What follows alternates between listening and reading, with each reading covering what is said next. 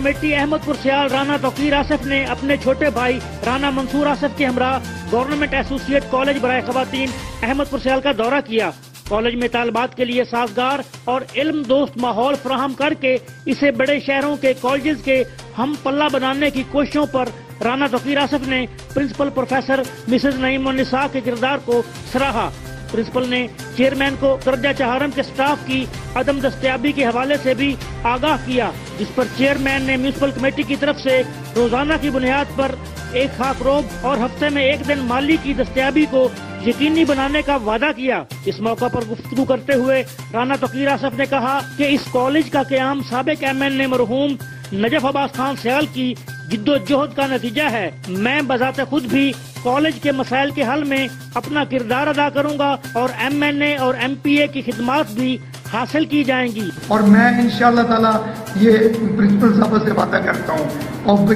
جو municipal committee بطور chairman municipal committee جو میں ان کے لیے کر سکتا ہوں اور وہ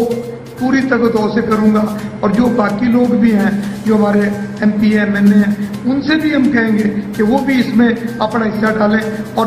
تاکہ یہ ہمارے شہر کا مسئلہ ہے اور اس میں ہماری بچیاں بجائے ملتان یا جنگ دھکے کھانے کے وہ یہاں پہ انہیں وہ سہولیات ملیں جو انہیں وہاں پہ ملتی ہیں، جس سے وہ اپنا مستقبل میں ایک اچھا کردار ادا کر سکیں۔ چیئرمین نے پرنسپل کے لیے نیک تمناؤں کا بھی اظہار کیا۔